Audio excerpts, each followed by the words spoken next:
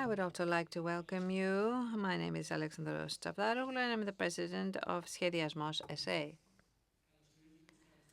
Welcome also to the panelists, Mr. Paris Bilias, Deputy Regional Governor for Infrastructure and Networks in the region of Central Macedonia, Mrs. Lina Liakou, Managing Director for Europe and the Middle East for the Global Resilient Cities Network, Mr. Pertsinidis, the President of the Technical Chamber, and Mrs. Eleftheriadou, Head of Citizen Proximity Team at DG GROW at the European Commission. Can you hear us? Of course. Thank you very much. And good afternoon. So let us begin with the ladies in this group and touch upon issues that have to do with resilience and smart cities. I would like to give the floor, first of all, to Mrs. Eleftheriadou. So, in the most recent conclusions of the Intelligent Cities Challenge for Mayors and Business Forum, they include a recommendation for member states to improve cooperation across all levels of government at European, national, or local level. Could you tell us a few ways in which this can be achieved, Mrs. Eleftheriadou, and what lessons can Greece learn from such an initiative? Okay. Thank you very much for the invitation and your question. It is a great honor indeed to participate in this panel. And thank you for the question. But I would like to take a couple of minutes at the beginning just to inform you about something that I believe is very important with regard to the European state of affairs that has to do with the new European Commission that will be mapping out the new policies for the next decade. If you know that yesterday the new College of Commissioners was approved that will begin its term from the 1st of December for the next 4 years. So the political priorities set that all cities and the private sector need to keep in mind is the fact that we will retain our focus on the European Green Deal, as you know it, but this time, also due to the overall geopolitical climate that you're all aware of, a special focus shall be given to the issue of competitiveness and prosperity. So, along with the Green Deal, the new major priority in the European Commission shall be the Clean Industrial Deal, that is, a deal for clean industry.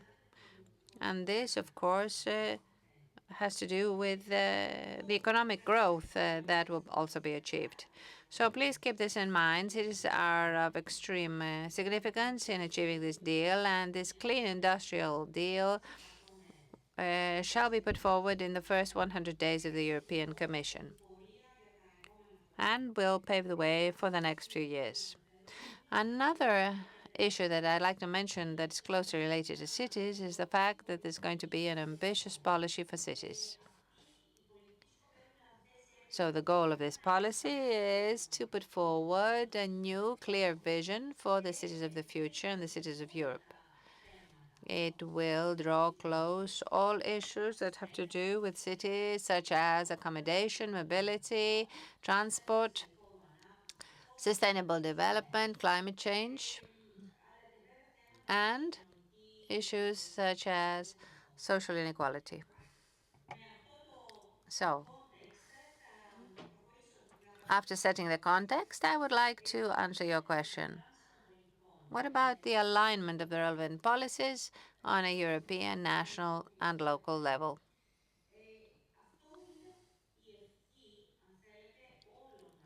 Well, this is what we are all aiming for in order to have a collective effort in order to achieve the goals that we put forward in unison and have to do with the European priorities.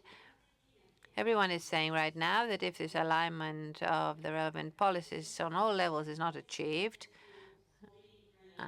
and as many people mentioned before me, it is the cities that will actually implement the majority of the relevant policies agreed on a European level. Well, I go back to this alignment. If it is not achieved, then this will result in random acts here and there that will not have the same impact as if they were, as they would if they were coordinated. Of course, this alignment is easier said than done. And I want to be very honest with you. Cities at a European level are complaining and protesting strongly, saying that their words, their wishes are not taken into account when policies are mapped out on a national or European level. However, they're the ones called up to implement what others agree at the end of the day, which means that there's a high level of dissatisfaction on a city level. And this needs to be taken into account.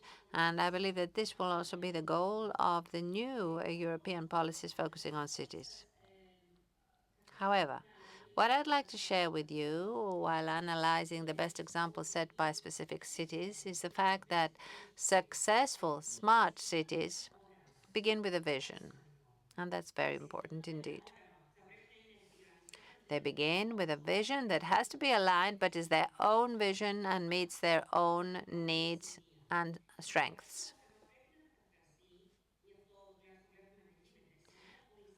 And this needs to be translated and turned into a holistic strategy that brings together all departments of the municipality of a city and all disciplines. I do apologize when I use English terminology. So there needs to be a holistic municipal strategy that is aligned with a national or European vision. And then, based on this, individual actions can take place. Local authorities, local governments per se, will never be able to implement all that is required for the green and digital transition to take place. This also requires the participation of the private sector. And we have reports that show that 80% of funding and investments required for such a twin transition to take place, 80% I agree of such investments need to come from the private sector. And this cannot be done if cities do not involve private businesses directly in such a vision in order to work together.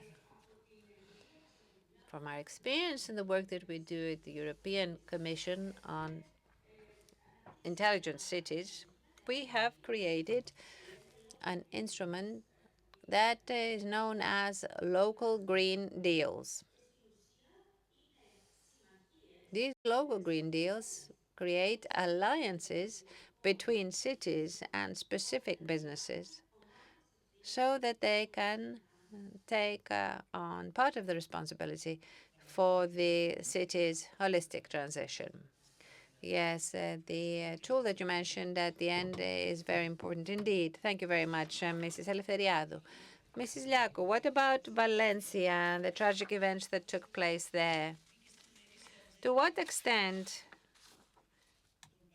has this affected everyone's daily agenda, and can it be used as a driver in order to make our cities more resilient?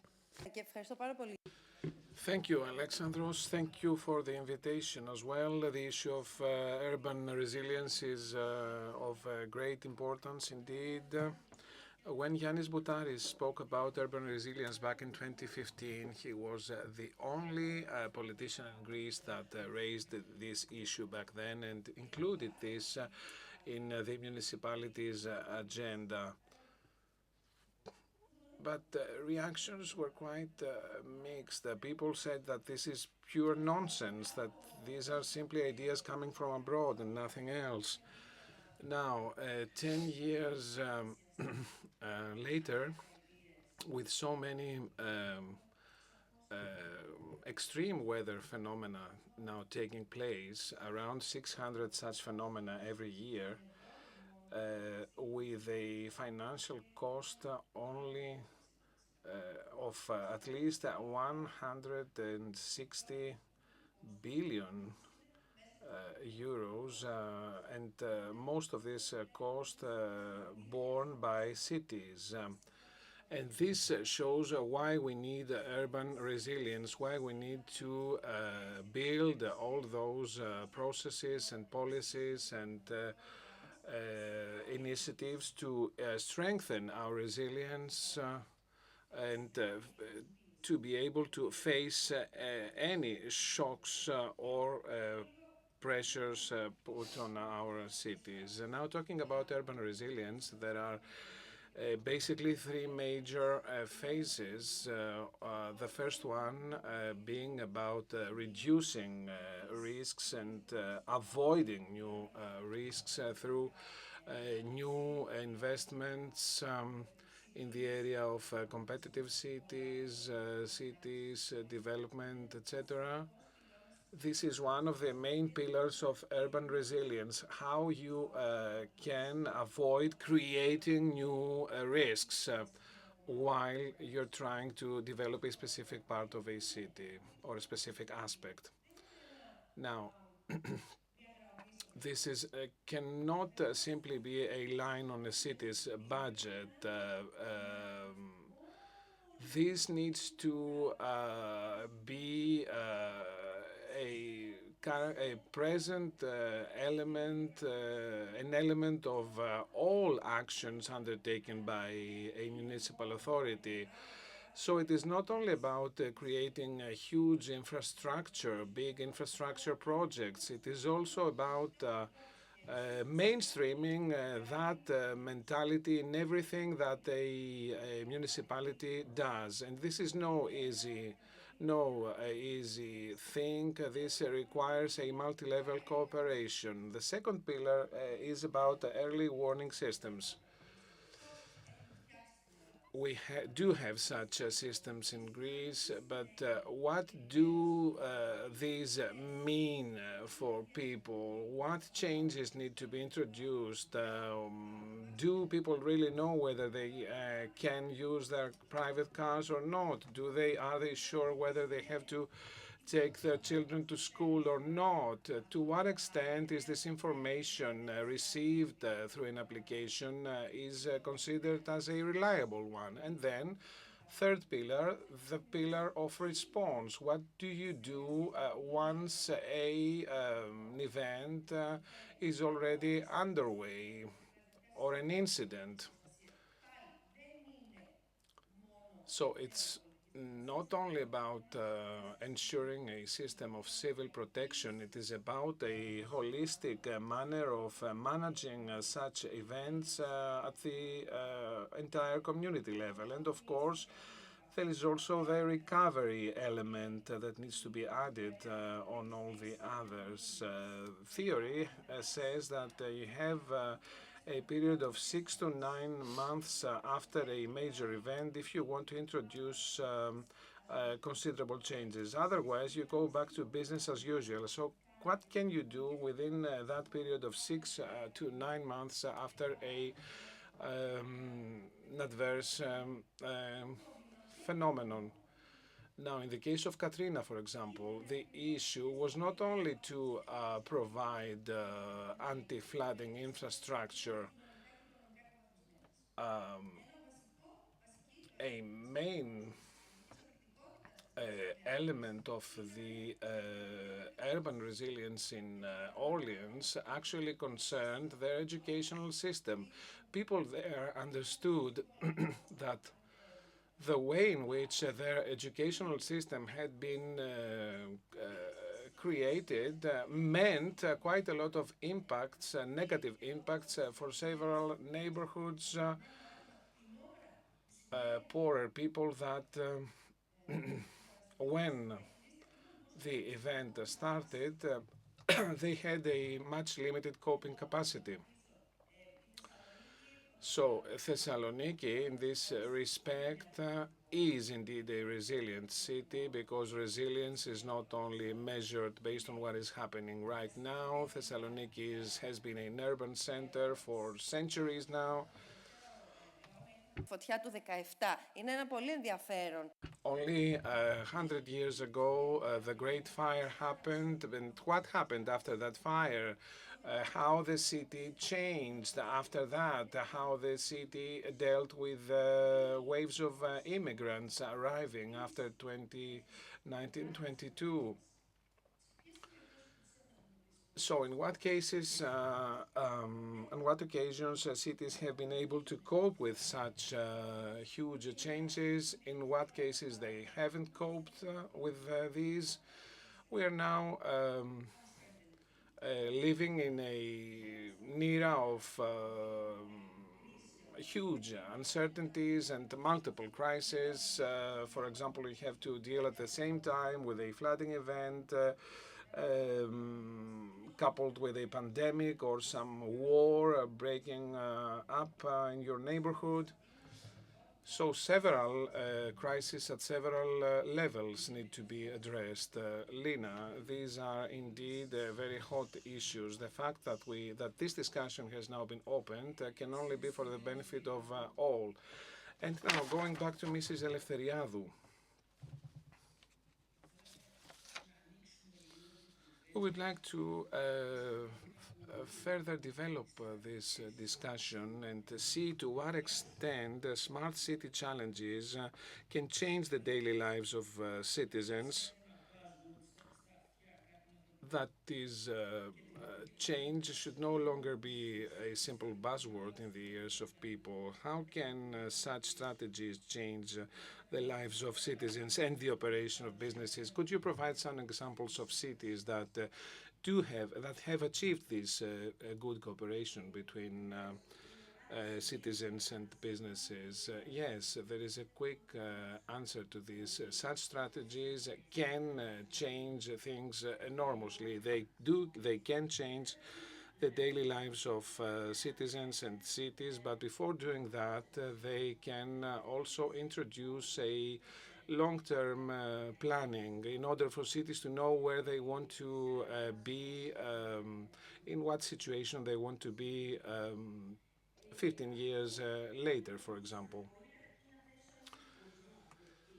I would like to start by by giving a definition of what of smart cities.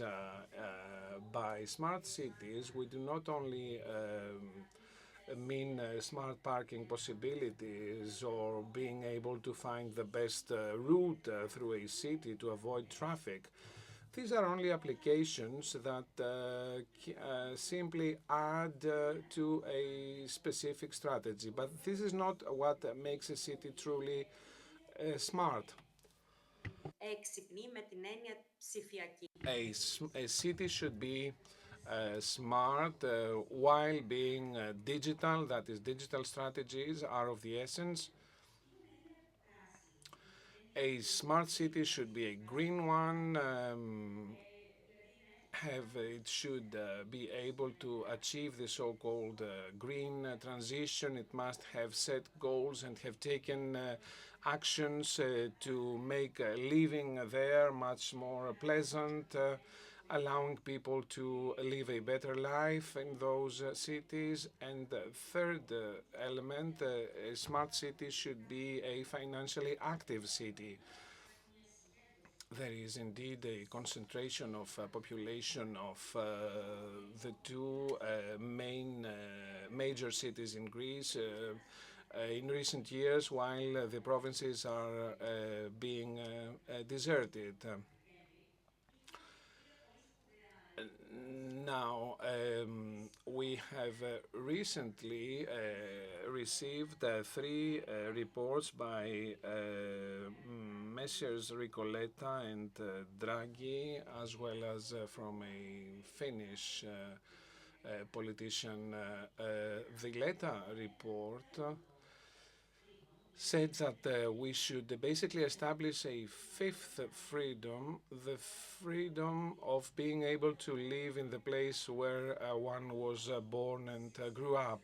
This possibly is a contradiction as opposed to the freedom of people to move, the freedom of moving goods around cities and countries. Αν το επιθυμούμε. Do we really have this freedom of staying in the area and place and city where one was born and grew up? Can a city retain its population and provide good living and working conditions? This is the element on which I would like to insist at this stage, to focus on this stage. This freedom, this fifth freedom, that is based on this idea of a green city, modern city, and a financially sustainable city, financially active city. Through the initiative that we have been running, the Intelligence Cities Challenge, we have been working with 80 cities around Europe, medium-sized cities, and we have been trying to introduce those local green deals with every city among these. A good example comes from the city of Mannheim in Germany. Over there, they started testing this idea, and they now have more than 200 such local deals, let's call them like that. For example, deals between the city and businesses, developers, mobility providers, businesses that provide water or municipal waste collection. So several deals have now been created with all those businesses and providers. Deals that state that any action should be taken within the context of this idea of a smart, green, and modern city. Now, after businesses, there are also communities, local communities being engaged, and the question now arises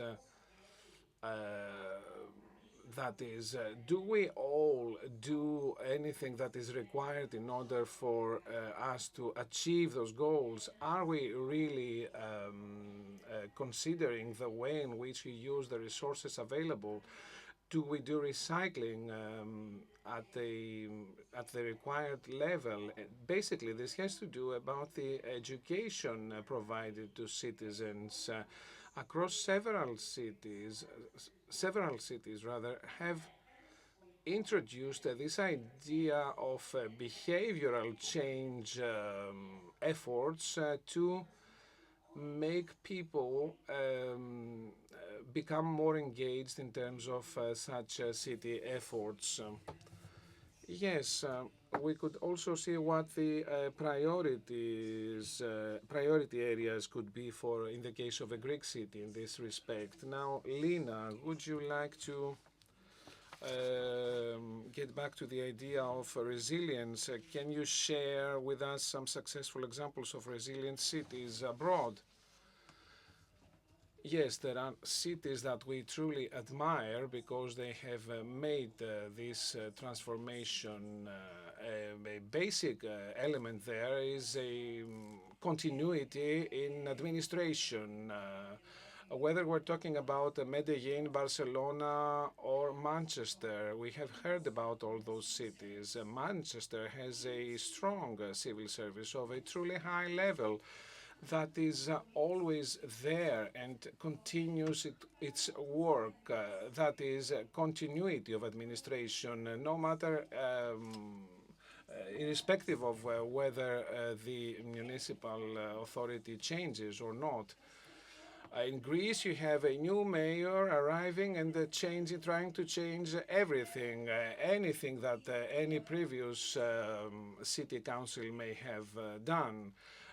Resilience is not achieved only within a couple of years. It requires a hard work along several decades, in the course of several decades. Continuity is what you need. Otherwise, you cannot develop truly resilient systems. One example that I would like to share with you in this respect is the following. The case of Cape Town in South Africa. They do apply the so-called cascade capital planning. What is this about? This is about developing technical programs and investment programs at the municipal level. Depending on the maturity of a project, funding can be made available, but then portfolio management is also required.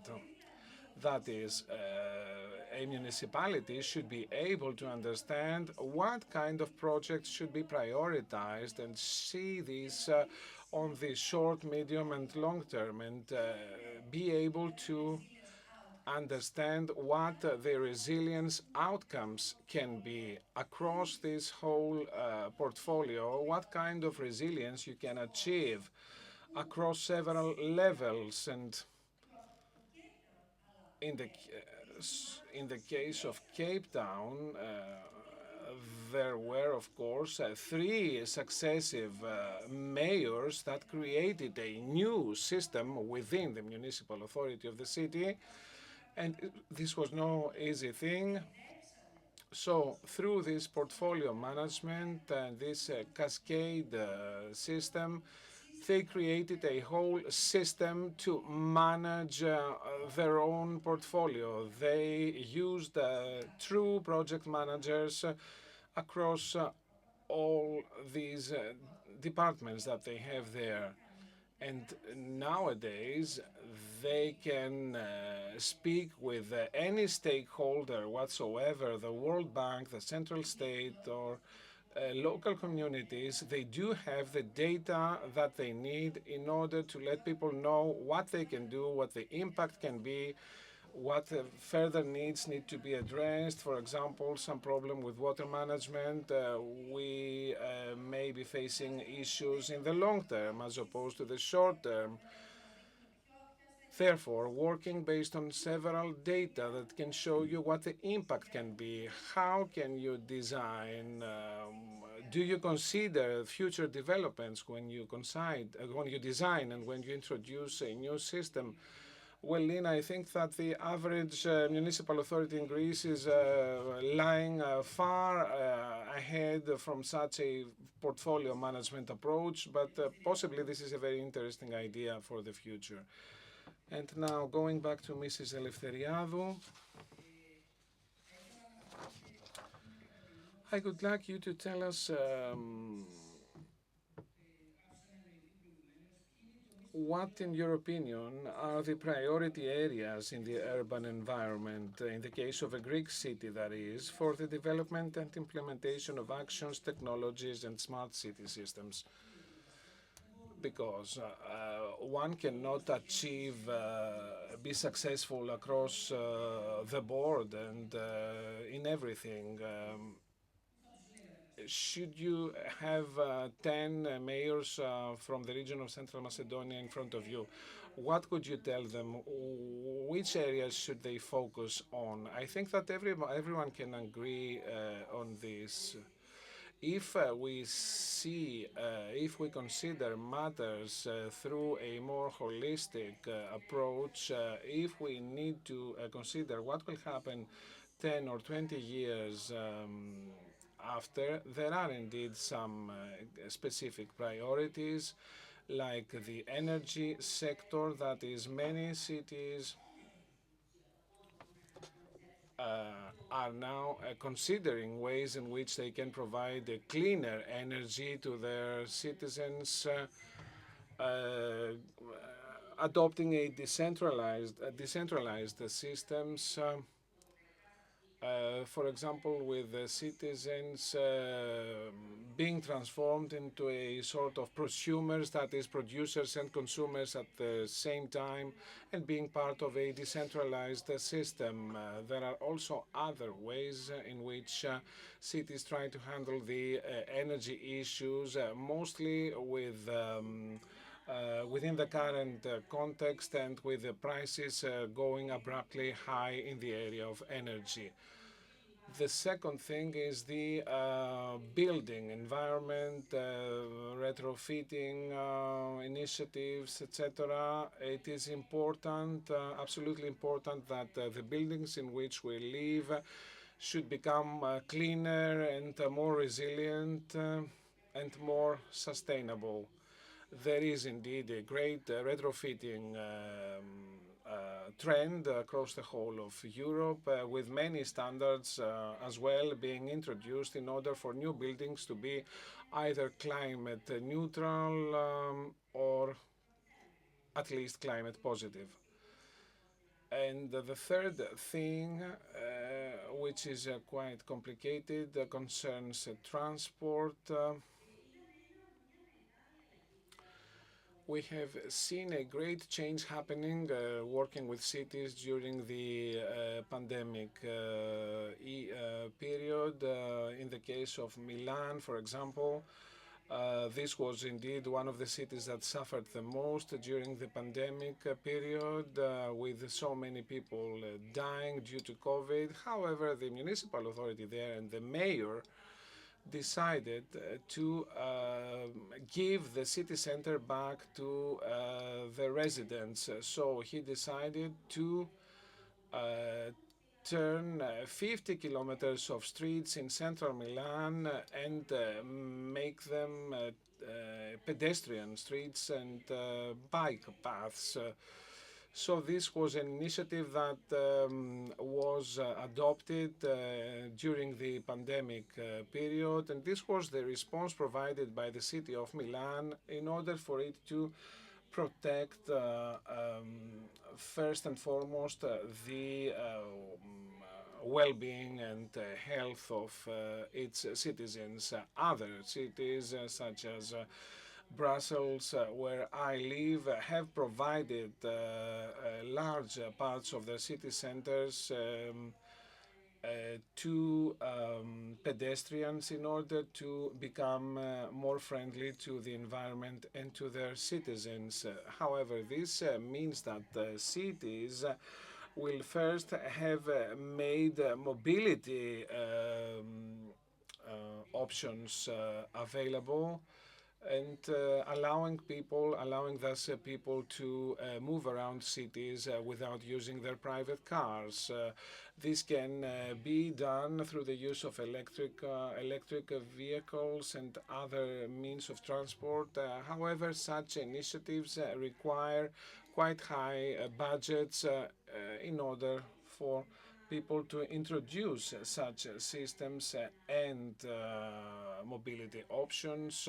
This also concerns the connection of cities with surrounding areas, etc. So let's try and focus on those areas possibly. Thank you, Mrs. Eleftheriadou, for your participation. And now back to Lina, since we are running behind the schedule. So try to tell us in a nutshell what are the main bottlenecks in the issues of cooperation between the institutions and how our corresponding problems are solved abroad. When we worked on urban resilience back in 2016, and this is the only urban resilience policy that has been designed for Thessaloniki so far, and this provided for a truly comprehensive cooperation for among all stakeholders across all levels, starting from universities, the private sector, professional bodies, local communities, homes for the elderly, etc., schools as well. Now, the question here is how you can create a common, how you can craft a common vision, how each and every one of us can become part of this common effort, and how each one of us can contribute to achieving that goal. Because if everyone does things in a different direction, no results can be expected. At least we try to create, to craft this common vision, and we try to do this also at the level of municipal services and departments themselves. We try to bring people much closer together and have them work jointly. But it is that very system of public administration that we have in Greece that does not allow people to become and feel productive. And now to the vice governor. Project. So we're talking about the waterfront, one of the most important projects, in my opinion, for the city of Thessaloniki. So what are the main challenges that you believe it is going to face, and how will it change the life of the citizens of Thessaloniki? First of all, I'd like to thank you very much for the invitation. It's a great honor for me to be here amidst such distinguished speakers. It is a fact that the unification and the regeneration of the waterfront of Thessaloniki is, in my opinion, the most important project of sustainable urban mobility, and the most important intervention to be made after the 1950s, when the new waterfront was created.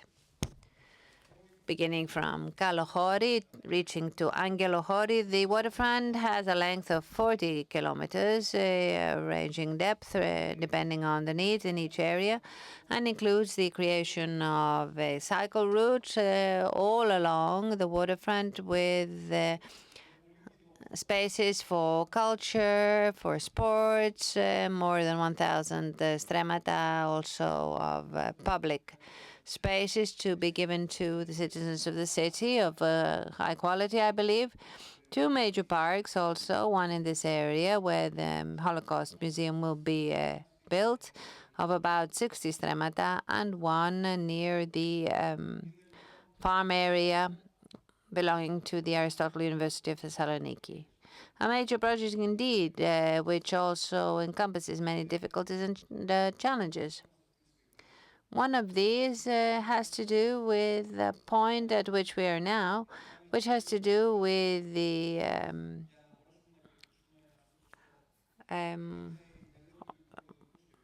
study of the special master plan for Thessaloniki, which also requires the signature of the President of the Republic, because it needs a presidential decree in order to be implemented. But it is the basis upon which this work will be implemented.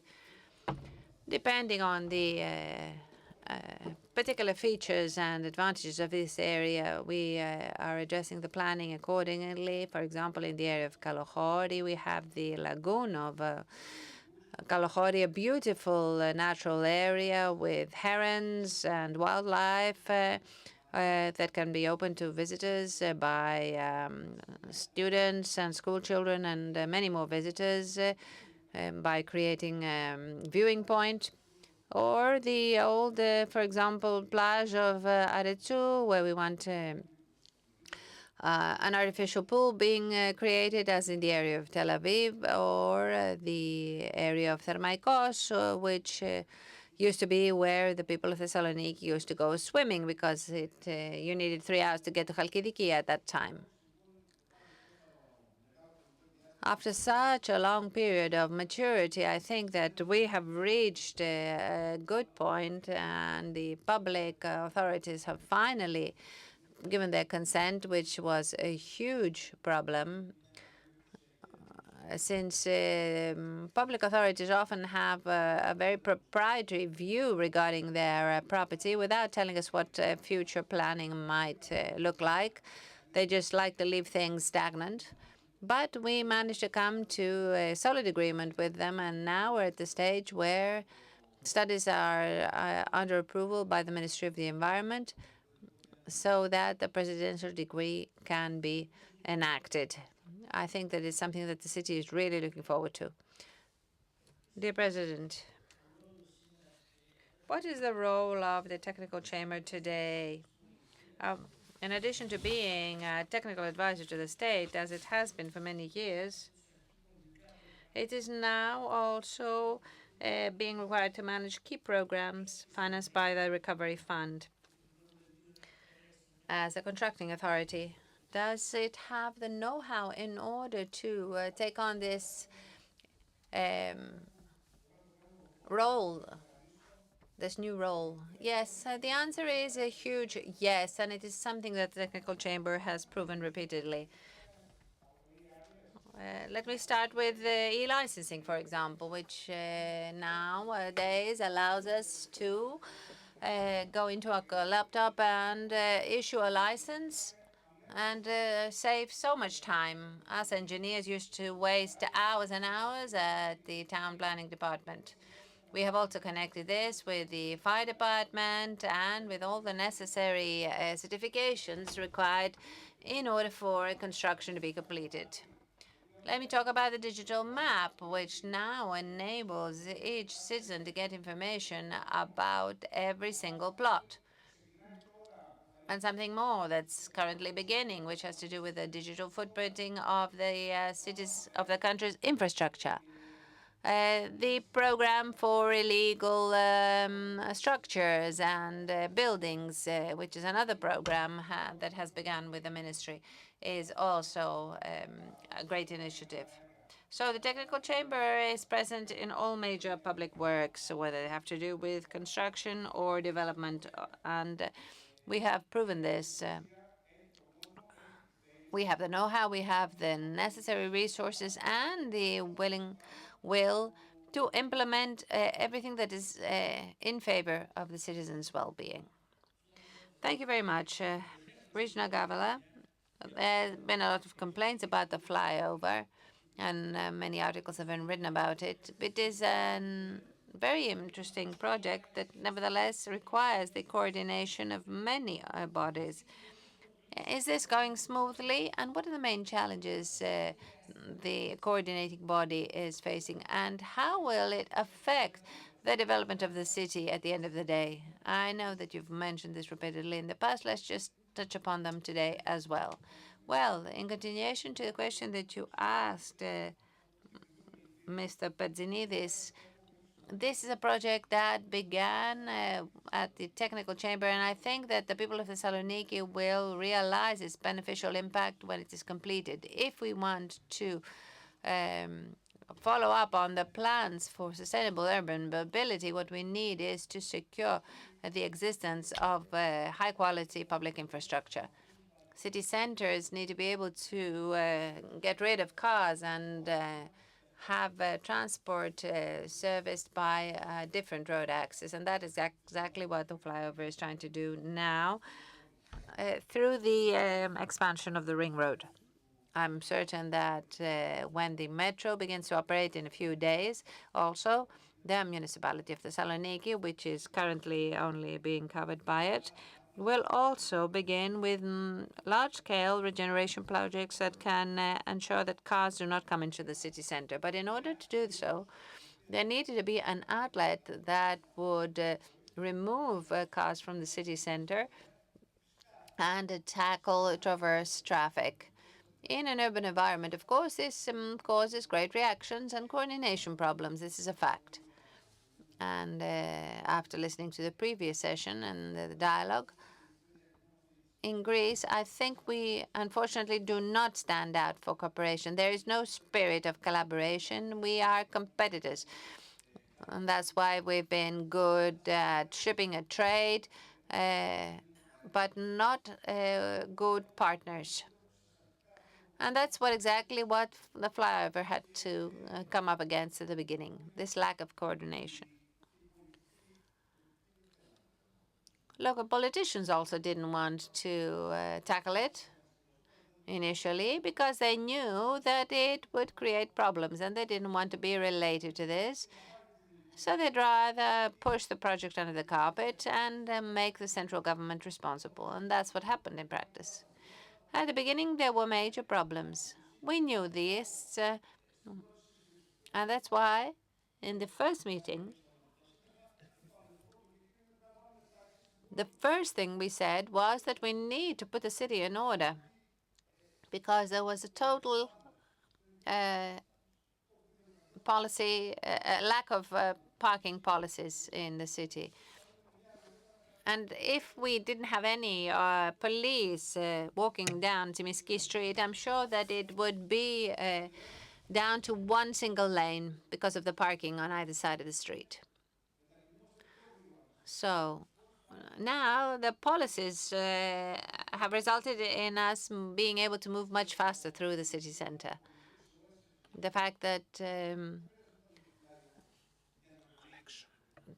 litter is being collected at peak times, I don't think that we needed a flyover in order to do this. And also AI being used for traffic lights, which is something that we started in the region of Central Macedonia, and we're going to implement it now throughout the areas covered by the master plan. Well, these are issues that we have highlighted and resolved through the construction of this project. What is for sure is that because this is a PPP, now everybody can see that work is being completed very quickly, and it will be finished by the time we reach the expiry date of the contract. I believe that in 3 years' time, the city of Thessaloniki will have a different image, and we will be able to move around faster and more efficiently.